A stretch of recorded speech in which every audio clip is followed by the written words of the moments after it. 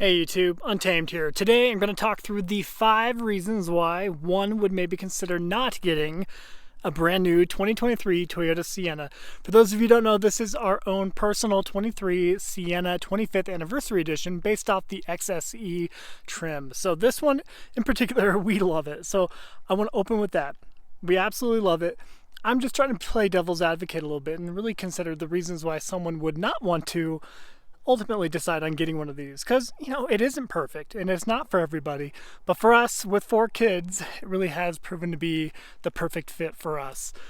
But starting from the top, the 5 reasons. Number 1, the most obvious, I'm getting it out of the way up front, guys, is the fact that it is a minivan. So the optic of having a minivan, I think, really steers a lot of people off. It kind of rubs them the wrong way. And admittedly, that's kind of the reason why I had always avoided getting one in the past. I know they're not the most glamorous thing in the world, whereas you can always kind of make an SUV cool. An SUV is a little more rugged, especially the ones that I've owned, like the the Sequoia TRD Pro, the 4Runner TRD Pro, the Land Cruiser. They're off-road oriented and they can be cool, at least cooler. But I would also argue, speaking out both sides of my mouth on purpose, that this really is the best looking minivan that I've ever seen. So I'm very impressed with it. I think it is a solid option for a lot of folks. And I think it scratches the itch when it comes to the aesthetic appeal.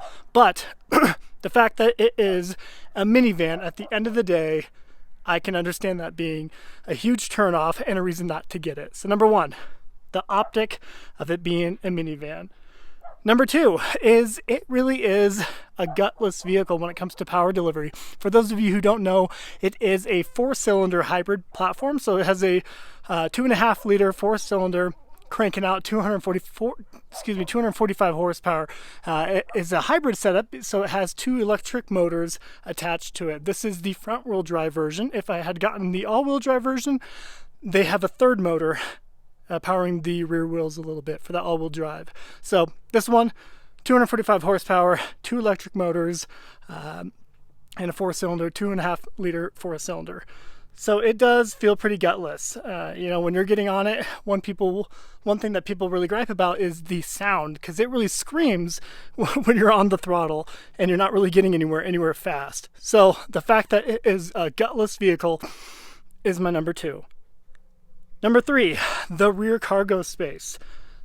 So this, you guys know, you're probably already taken to the keyboard. This is the reason why I ended up getting rid of our Sequoia TRD Pro. We had the 2023 Sequoia TRD Pro, fantastic vehicle for a number of reasons, but the rear cargo space was very, very pathetic in the Sequoia, whereas this is a ton better because it has some depth to it. Right, I've showed you that 100 times, but about 4 or 5 inches deep, goes deep into the sidewall here as well, so plenty of space, really for anything you would need, right? So as a parent, you're going to throw a stroller back here, maybe 2, we could fit 2 back here, and that's about it, right? So maybe some luggage back here too.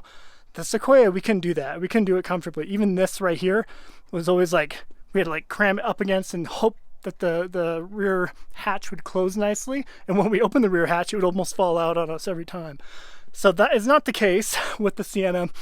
Much better cargo space, and we're very pleased with it. But I'm playing devil's advocate here. In the big scheme of things, most SUVs are going to be bigger than this out back, right? So if you're going to get a GMC Yukon XL, if you're going to get a Suburban, an Escalade, they're going to have a much bigger cargo space out back. Even like the Hyundai Palisade, they have a bigger cargo space. So it is something to note. Although it works, I think it works fine for most families, it is on the smaller end, if we're being honest. One thing I'll also throw out there too for fun is, because it has a little bit of a bucket to it and going down deep, it's not really a conducive spot to change diapers. And I know for the non-parents out there, you're like, okay, cool, dude, that's whatever. But if you have a minivan, you likely have small children. And, well, it is nice to be able to pop the rear hatch, put your kiddo here, change their diaper, but you can't really do it as easily since it kind of goes down a little bit into a bucket. So one thing to note for the parents out there, you do find yourself in that position where you're like, how do I do this? So there you go. Number 3 is that rear cargo space. Back out here. So number 4 is another obvious one, but I think it's worth mentioning, is the limited functionality of it. And what I mean by that, of course, it is a very functional vehicle when it comes to having creature comforts for the family. But unlike an SUV, if you find yourself in a sticky situation where you need to go off-roading a little bit or to get yourself out of a bad situation, go off-road, you're going to be less successful, right? So you have a lot less ground clearance all around with it being that minivan, right? Whereas nearly every SUV is going to have a lot better clearance all throughout the vehicle and just be a lot more capable off-road. Not to mention most SUVs have either an all-wheel drive or a four-wheel drive capability. But you guys know we do get an all-wheel drive option, but I mean, it's not even that robust. It's just one electric motor out there helping power the rear wheels on it. So you don't get a minivan for that off-road capability, and you lose that, of course, when you do make the conversion over to minivan life. And that brings us to number 5. This one here, I expect a little bit of pushback on, not pushback, but maybe some controversy around it.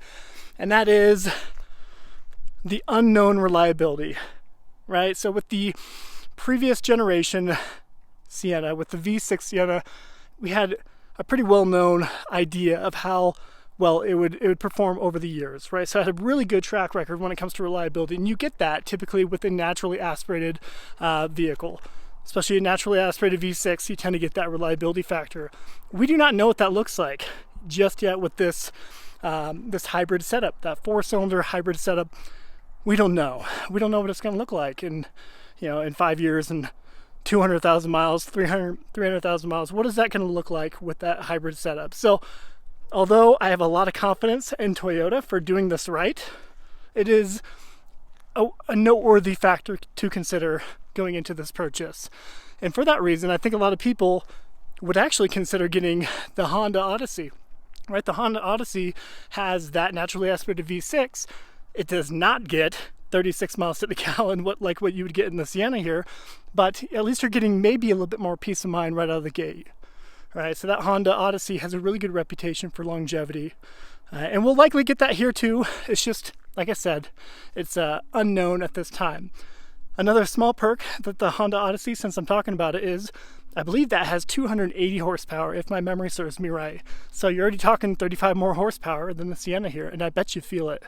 So those are my 5 things, guys. So I'll rip through them one more time for fun. Number 1, the optic, the fact that it is a minivan. Number 2, it is rather gutless with the 245 horsepower. Number 3 is the lack of rear cargo space and it being a little bit inconducive to changing little ones back there. Number 4, the limited functionality, not being able to go off-road as easily as you would be able to in an SUV.